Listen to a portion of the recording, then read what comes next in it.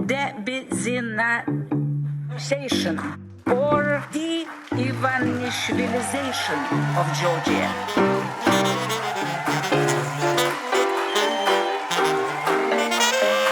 What does it mean, de-oligarchization? It means de-Benzinization or de-Ivanishvilization of Georgia.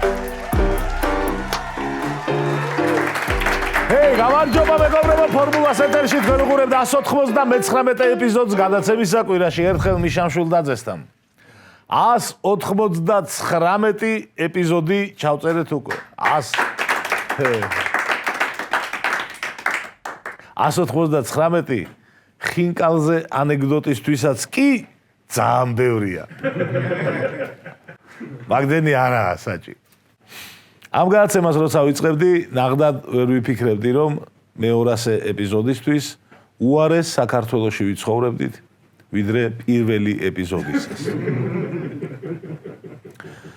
დარწმუნებული ვარ, მე-300 ეპიზოდი თუ იქნება, ესე იგი ქვეყანა სწორი მიმართულებით წავიდა.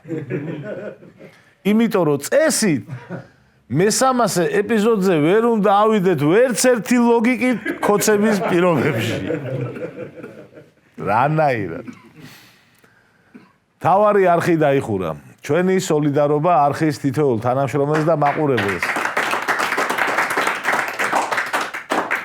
ძალიან შემოგვიტიეს მედიას ქოცებმა, რაც მედიის თავისუფლების ინდექსშიც ნათლად აისახა. ორგანიზაციამ რეპორტიორების საზღვრების გარეშე, ანუ RSF, მედიის თავისუფლების ინდექსი გამოაქვეყნა, რომელშიც საქართველოს მაჩვენებელი გაუარესებულია. წინა წელთან შედარებით, ანუ შარშანდელთან, რაღაცასთან კი არ გაუარესდა. შარშანდელთან შედარებით, ქვეყანა 11 პოზიციით ჩამოქვეითდა. თქვენი აზრით, რომელი ადგილიდან რომელზე გადავინაცვლეთ? მე-20-დან 31-ზე? 50-დან 61-ზე? კაი, ბევრს აღარ გაწვალებთ. 103 ადგილიდან გადავინაცვლეთ 114. 114 ადგილზე. ამ მაჩვენებლით მონღოლეთმა და მოზამბიკმაც კი გადაგვასწრო. უფრო სწორად, მონღოლეთი და მოზამბიკი ისედაც გვისწრებდა შარშანაც. და ახლა საერთოდ ჩავხიეს. გაიგე? და გადასწრებით კი, რავი, თუ მაინც და მაინც ძალიან გაინტერესდა გადასწრებით, გადაგვასწრეს ზიმბაბვემ, ლესოტომ, სამხრეთ სუდანმა და სხვებმა კიდე 11 ქვეყანამ გადაგვასწრეს. სამხრეთ სუდანი რო შეიქმნა, როგორც დამოუკიდებელი სახელმწიფო, იმ წელს დავიწყეთ ჩვენ ჩემი ცოლის დაკალები. ანუ ჩეცედეს ასაკის სახელმწიფომ გადაგვასწრო მედიის თავისუფლების ინდექსი. სამხრეთ სუდანი როგორც დამოუკიდებელი სახელმწიფო შეიქმნა 2011 წელს. იმავე წელს დაიწყო ჯერ შიდა დაკა-დაკა, მერე მეზობლებთან კონფლიქტი. ამ ქვეყანას ახლაც კი აქვს მოქმედი კონფლიქტები სუდანთან და კენიასთან. თუმცა იმუშავეს მედიის თავისუფლებაზე და წელს საქართველოს გადაგვასწრეს.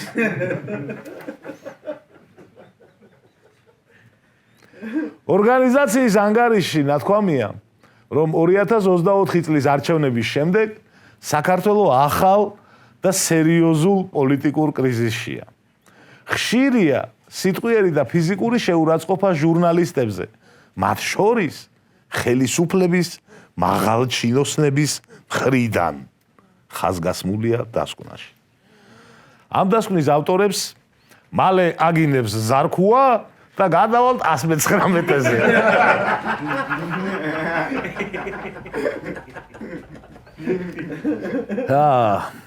პირველ ადგილზეა ნორვეგია. მეოთხე ადგილზეა შვედეთი. ამიტომაც ვარ ჩვენ პროსკანდინავიური გადაცემა. მაგრამ ვერ ხვდები რას ვერ აკეთებს შვედეთი ისეც აი რასაც აკეთებს ნორვეგია ვერ გამოიცნობთ რომელი ქვეყანაა ბოლო ადგილზე ჩრდილოეთ კორეა არა ერიტრეა ხო და ძალიან მაინტერესებს რა შეიძლება ჩრდილოეთ კორეაში ისეთი რაც ერიტრეაში აკრძანო რა ვინმე თუ იცით მოგწერეთ კომენტარებში მართლა მაინტერესებს ბოლო დროს ხშირად აღარ ვახსენებ ირაკლი ზარქუას მეთქი რავი დაისვენოთ ცოტა ხანს აბუ-დაბის მერე დასვენების მერე ხო დასვენება გჭირდება ადამიანს თუმცა თვითონ ირაკლიმ ვერ მოისვენა და წლის სამარცხვინო განცხადებაც მაისშივე დადო ანუ ამ ტიტულს ახლავე ვაკუთვნებთ ეს არის წლის სამარცხვინო განცხადება ზარქუა რასა იუკნევიჩიანეზე მე მგონია ამ ქალბატონს კლიმაქსის პრობლემა დაუდგა და ამიტომაც არის რომ ასეთ განცხადებებს აკეთებს. ქალბატონო რასა მიხედეთ თქვენს ქვეყანას, მიხედეთ ევროკავშირს, რომელიც უავტორიტეტო რეიტინგ დაცემული ორგანიზაცია გახდა თქვენს ხელში. სახელმწიფოებს აღარ უნდათ შესოლა კი არა, ვინც არიან, ისინი ფიქრობენ დატოვონ ეს ორგანიზაცია. იმდენად თქვენ მოახერხეთ ეს ყველაფერი. თქვენ და დანარჩენმა უსამშობლოებმა. განაცხადა ზარქუამ. 3 წელი გავიდა ზარქუას ყველაზე სამარცხვინო განცხადებიდან. მაშინ სენატორ შახინს ჩათლახი.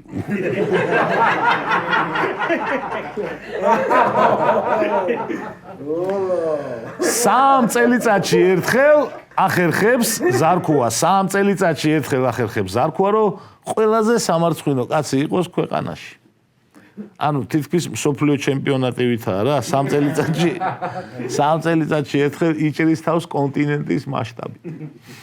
28 ოქტომბრის არჩევნების შემდეგ კოცები დიდხანს ელოდნენ ლეგიტიმაციას და აი როგორც იქნა მიიღეს თან არც მეტი არც ნაკლები ამერიკის შეერთებული შტატებისგან.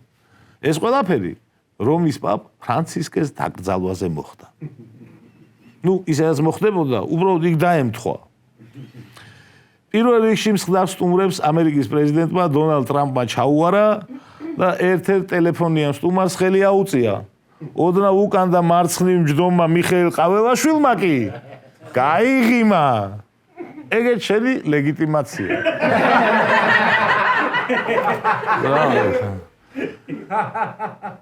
მეტი აღიარება რაგი. მართლა ოფიციალურ განცხადებას უნდა ველოდოთ? კაცმა იქ ხელი აწია, კაცმა აქეთ გაიღიმა, მოკვდა ბაზარი.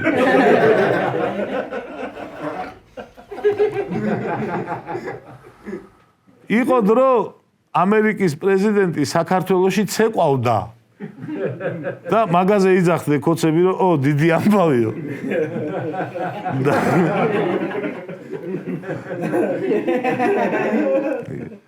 აბანო თუბანში ცეკვავდა. ო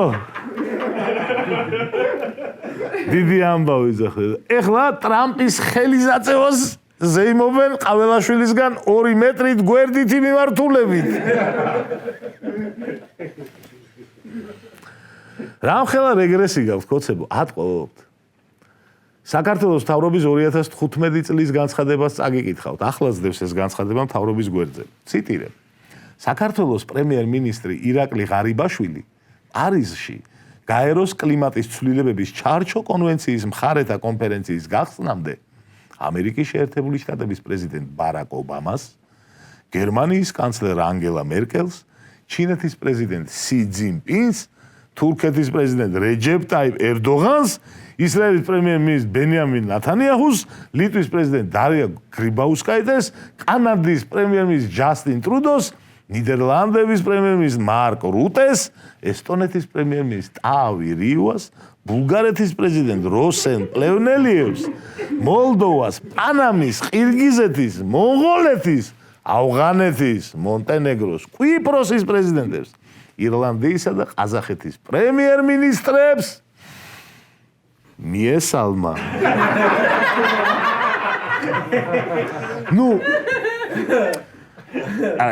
ნუ თავის დროზე ამ მიესალმაზე დავციდეთ ჩვენ, იმიტომ რომ მართლა მიესალმა, ანუ საქმიანი ლაპარაკი არ ქონია არავისთან, მაგრამ ისინი მართლა ღარიბაშვილს მაინც მოესალმნენ. პერსონალურად ამას აუწიეს ხელი და კიდეც ჩამოართვეს. ამასავით კი არა, ეხა საიდანღაც სადღაც ბრბოში. პირადად. აი, ეგ იყო ლეგიტიმაცია. შედარებით ეხა. ეგ იყო ქართული დიპლომატიის გამარჯვება. დაუფასეთ ღარიბაშვილს. დააფასეთ ღარიბაშვილი. ვერ დააფასეთ. მოგენატრებათ ღარიბაშვილი. კაცი ბიჭო, მსოფლიო ლიდერებს პანტა-პუნტით ესალმებოდა.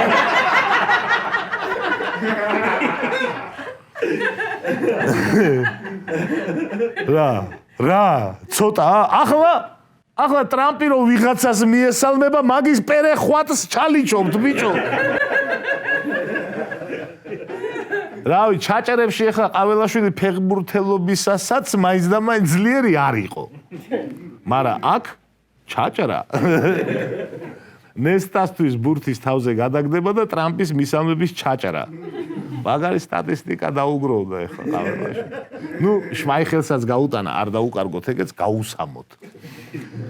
გრძელდება რეპრესიები. ხოცმოსამართლეებმა ყველა პოლიტპატიმარი ციხეში დატოვეს. სასამართლოები ცირკსაც აღარ გავს. ცირკში გიგანტურ ხვლიკს მაინც ნახავ. აქა სირცხვილის და თავის მოჭრის მეც ვერაფერს ვერ ნახავ. პლუს იღებენ რაღაც კანონებს. რავი, აღარც ვინტერესდებით უკვე დღეს რა აკრძალეს, ყოველ დღეს. სამაგიეროდ შემოგთავაზებთ რუბრიკას ჩვენი მოგონილი კანონები. მართლა მაინტერესებს რამდენს გავარტყავთ. შეგახსენებთ რომ ნებისმიერი დამთხევა იქნება შემთხვევითი. არაქოცურ ტელევიზიებს გამოსახულების ან ხმის გარეშე მოუწევთ მაუწყებლობა. ანუ ერთი უნდა აირჩიო, ან გამოსახულება, ან ხმა. ორივე, ვერ გექნება. ამორჩევლებისთვის არჩევნებში მონაწილეობისთვის სასჯელი შემსუბუქდება. ცესკოს თანამშრომლებს და დეპუტატებს ავტომატის ტარების უფლება ექნებათ. ხოლო თეა წულუკიანს ტყვიან ფრქვევის. ბიძინა ივანიშვილის პაროდია 7,000 ლარით დაჯარიმდება. განმეორების შემთხვევაში 7 წლით თავისუფლების საფრთხე. იმედის ყურება გახდება სავალდებულო. ნარკოტიკებზე კანონი უფრო გამკაცრდება, თუმცა არჩევნებზე და დღესასწაულებზე უფასოდ დაარიგებენ. შიმშილობა აიკრძალება. გარდა იმ შემთხვევებისა, როდესაც იმიტომ შიმშილობ, რომ ფული არ გაქვს. ანუ ეგ არაა პრობლემა. პროტესტის ნიშნად არ უნდა იშეცი.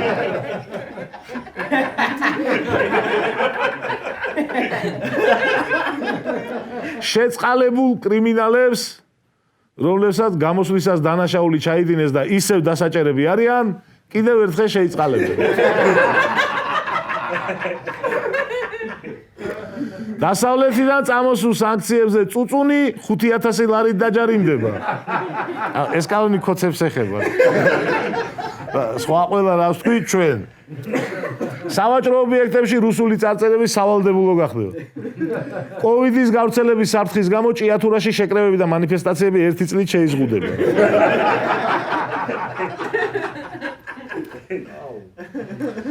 სავაჭრო ცენტრების და კორპუსების აშენების მიზნით ტერიტორიის გადაწვა ლეგალური გახდება.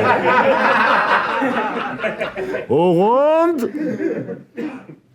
სასამართლოს განჩინებით. სასამართლოს განჩინების გარეშე ჩემ ფეხებს გადაწვა. ანუ კანონიერად იქნება, აბა ისე რანაირად. ქთამის აღებაზე უარის თქმისთვის სპეციალური დასაბუთება იქნება საჭირო. რატო არ იღებ? ბევრი გაქვს? საიდან?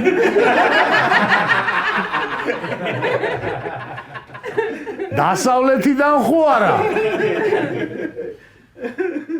ხო, აქციაზე გასვლა დაჯარიმდება 5000 ლარით, ხოლო გაუსვლელობა 1000-ით.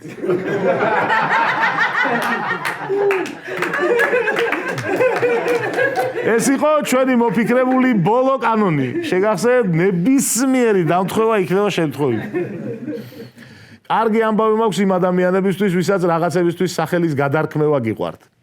აი, ხო შეიძლება ეგეთი ადამიანები არსებობენ. მექსიკის ყურეს რო ამერიკის ყურე დაერქვა. მაგ ადამიანის გან 8 მაისი აწი იქნება მეორე მსოფლიო ომში ამერიკის გამარჯვების დღე. დონალდ ტრამპმა განაცხადა 8 მაისს ვარქმევ მეორე მსოფლიო ომში გამარჯვების დღეს და 11 ნოემბერს პირველ მსოფლიო ომში. ორივე ომი მოვიგეთ. ჩვენთან ახლოს არავინ იყო სიძლიერით, სიმამაცით და თუ სამხედრო ბრწყინვალებით, მაგრამ ჩვენ არასდროს არაფერს ზეიმობთ. ეს იმიტომ, რომ ჩვენ აღარ გვყავს ლიდერები, რომლებმაც იციან ამის გაკეთება. ჩვენ კვლავ ვიწყებთ ჩვენი გამარჯვებების აღნიშვნას. ამ შემთხვევაში არაფერს ვერ ჭიტრამს. იზეიმე ძმაო, გეკუთვნით, მეცაც გეტყვით, ამერიკის დახმარება რო არა, ჩემ ფეხებს იზეიმებდა მეორე დღეს პუტინი. თავარია რომ რუსეთის გადარჩენას დაანებოთ თავი. აწი. მაშინ სწორი იყო. ახლა გადავიდეთ გადაცემის მეორე ნაწილზე, ჩაანალიზებაზე. ჯერ კოკა-კოლა მოვსვათ. დღევანდელი გადაცემის თემა უკრაინის იშვიათი მინერალები. უკრაინამ და ამერიკის შეერთებულმა შტატებმა მინერალებზე შეთანხმებას ხელი მოაწერეს. როგორც იქნა დასრულდა ეს სერიალი. 1987 წელს დონალდ ტრამპმა დაწერა წიგნი გარიგების ხელოვნება. The Art of Deal. 2015 წელს დონალდ ტრამპმა განაცხადა, რომ გარიგების ხელოვნება მისი საყვარელი წიგნია ბიბლიის შემდეგ. საკუთარი წიგნი დააყენა მეორე ადგილზე. ანუ ტრამპი 10 წლის წინ გაცილებით თავდაბალი ადამიანი იყო. ბევრად მოკრძალებული. გულწრფელი ვიქნები არ წამიკითხავს ტრამპის წიგნი გარიგების ხელოვნებაზე. ამბობენ, კარგი წიგნია. ყოველ შემთხვევაში 13 კვირის განმავლობაში იყო პირველ ადგილზე New York Times-ის ბესტსელერთა სიაში. უკრაინასთან გაფორმებული მინერალების შეთანხმების შემდეგ დასავლეთში ფიქრობენ, რომ გარიგების ხელოვნება ზელენსკის უნდა დაეწერა და არა ტრამპს. ზელენსკიმ ბოლომდე კბილებით დაიცვა უკრაინის ინტერესები და სანამ სასურველი გარიგება არ მიიღო, იქამდე არ მოაწერა შეთანხმებას ხელი. ქოცები და რუსებიც კი ვერ ამბობენ, რომ უკრაინას თავს მოახვიეს გარიგება, მინერალები აახიეს. არა და ყველა ლოგიკით. იმედის მაუწყებლობა უნდა იწყებოდეს და სრულდებოდეს იმით, რომ ზელენსკიმ გაყიდა უკრაინა. უკრაინის სიმდიდრე, მინერალები, მდინარის კალაპოტები. ზელენსკი ბენდუქიძე. არაფერი მსგავსი. წარმოგიდგენიათ რა კარგი შეთანხმება, ანუ. გადავხედეთ რუსულ ფორუმებს და რუსები გამწარებულები არიან. შეასრულაო ზელენსკიმ. მე მინდა შევაქო ტრამპი. ძალიან მაგარი შეთანხმება წამოიღო ტრამპმა. ეს იყო გარიგების ხელოვნება 2. ნახდათ არ გვაწყობს. ეხლა რომ მარტო ზელენსკი აქონ გაგიჟდება ის. დონალდ, შენ ხარ უფრო მაგარი და უფრო მაღალიც. ერთ-ერთი რუსის კომენტარი უნდა წაიკითხოთ. შეიძლება ტროლია ან ბოტი, მაგრამ საინტერესოა მაინც. Это не договор, это меморандум какой-то. შეთანხმება რაღაცა მემორანდუმიაო რა. ანუ ეხლა ეგრე იმშვიდებ თავს. ეს რა ხელშეკრულება მემორანდუმია. და მაინც მოდი ნახოთ რა წერია ამ რაღაც მემორანდუმში.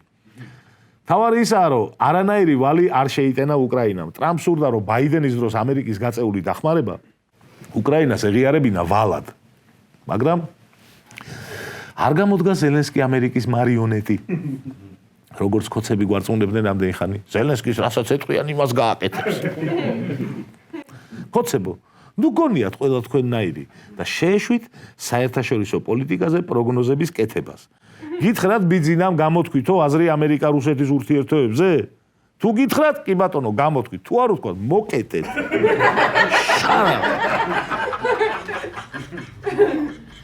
მოდი უფრო დეტალურად ჩავყვეთ შეთანხმებას, რა წერია კონკრეტულად.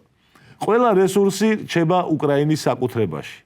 არაბიჭოს მე დავამატე, არ წერია. საინვესტიციო ფონდი იქმნება 50-50 პარიტეტით. უკრაინა და შეერთებული შტატები ერთობლივად მართავენ ფონდს. არც ერთ მხარეს არ ექნება დომინანტი ხმა. არაბიჭოს, ესეც მე დავამატე. შეთანხმებაში არ არის ნახსენები უკრაინის რაიმე ფინანსური ვალდებულება შეერთებული შტატების მიმართ. არაბიჭოს ბაიდენის დახმარებას ვალად აიღებდნენ ხა, ხო? ფონდი შეივსება მხოლოდ ახალი ლიცენზიებიდან მიღებული შემოსავლებით. უკვე არსებულ საბადოებს ხელი ვერ დაედება. ახალწლოვიან რამეს გაგახარებთ ღმერთი. მოიტან ტექნოლოგიებს, ინვესტიციებს, ამოვიღებ ჩვენც ვიხეირებ, მეც ვიხეირებ. შეერთებული შტატები დაეხმარება უკრაინას ინვესტიციების, ტექნოლოგიების და ინოვაციების მოზიდვაში. DFC ესე, Development Finance Corporation, სააგენტოს მეშვეობით. გაგახარებთ ღმერთი. და ყველაზე მნიშვნელოვანი პუნქტი. შეთანხმება შეესაბამება უკრაინის კონსტიტუციას და არ ცვლის ევროინტეგრაციის კურსს. სხვა სიტყვებით რო ვთქვა, არაბიჭო მოსკოვს შეეკითხებია. აი ეს არის შეთანხმება, მეგობრული შეთანხმება, ორ მხრივად სასარგებლო. რატო არის შეთანხმება სასარგებლო ამერიკისთვისაც? ამერიკა ცდილობს შეამციროს დამოკიდებულება ჩინეთზე. დღეს ჩინეთი იშვიათი მიწის ელემენტების გლობალური ბაზრის 95%-ს აკონტროლებს. უკრაინას აქვს ევროპაში ერთ-ერთი ყველაზე დიდი დადასტურებული ლითიუმის მარაგი. უკრაინას აქვს ტიტანი, გრაფიტი, მანგანუმი, ნიკელი, ურანი და იშვიათი მიწის ელემენტები. ნეოდინიუმი, პრაზეოდინიუმი და დისპროზიუმი. აზიარვარ ესენი როგორ გამოიყურება? რო შევხვდე სადმე ქუჩაშიო დავინახო ერთ ვიცნობ. ვა, დისპროზიუმი. მარა ვიცით რომ საჭირო რამეა თანამედროვე ტექნოლოგიების, ენერგეტიკის და თავდაცვის ინდუსტრიებში. ლითიუმი სასიცოცხლოდ მნიშვნელოვანია ელექტრომობილებისთვის. მაგალითად, ერთ მოდელ Tesla Y-ს ბატარეისთვის ჭირდება დაახლოებით 12 კილოგრამი სუფთა ლითიუმი. 12 კილოგრამი სუფთა ლითიუმისთვის ჭირდება 60-70 კილოგრამი ლითიუმის კარბონატი. ლითიუმი ერთადერთი არ არის ბატარეაში. იქ ასევე გამოიყენება ნიკელი 30 კილოგრამი, კობალტი 10 კილოგრამი და გრაფიტი 70 კილოგრამი.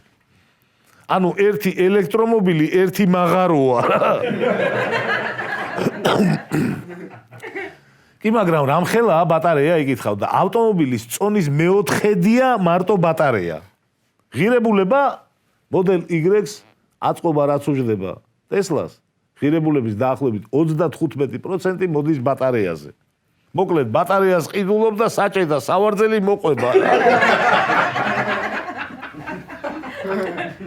ეს არის ერთი კარგი მაგალითი. კიდევ უამრავ რაღაცაში გამოიყენება მინერალები, ტექნოლოგიებიდან დაწყებული, მედიცინით დასრულებული. ხელოვნურ ინტელექტს თუ დაუჯერებთ, ლითიუმის მარილებს იყენებენ პიროვნების გაორების სამკურნალოდ. რავი, გენიალური ნივთიერება ყოფილა. მისწრებაა მასკის ელექტრომანქანებისთვისა, ტრამპი რო ყოველ დღე სხვადასხვა რაღაცას იძახის მაგისთვისაც. მინერალების შეთანხმების გაფორმების შემდეგ დონალდ ტრამპმა განაცხადა, რომ უკრაინას 50 მილიონის იარაღს მიყიდის. ეს არის პირველი შემთხვევა, როდესაც ტრამპის ადმინისტრაცია უკრაინისთვის იარაღის მიწოდებას დათანხმდა. 50 მილიონის იარაღი ახლა დიდი არაფერია, მაგრამ პრეცედენტია მნიშვნელოვანი. ანუ მნიშვნელოვნად შეიცვალა ტრამპის ადმინისტრაციის რიტორიკაც უკრაინის მიმართ, დადებითად. ასე გააგრძელეთ თქვენ, მექებას არ დაკამადლით. როგორც უკვე იცით, ჩემი ძმაკაცი ხა არც ტრამპი, არც ბაიდენი, რავი. ვინც უკრაინას დაეხმარება, ესე იგი საქართველოსაც დაეხმარება და გენაცვალოთ ჩემი თქმა.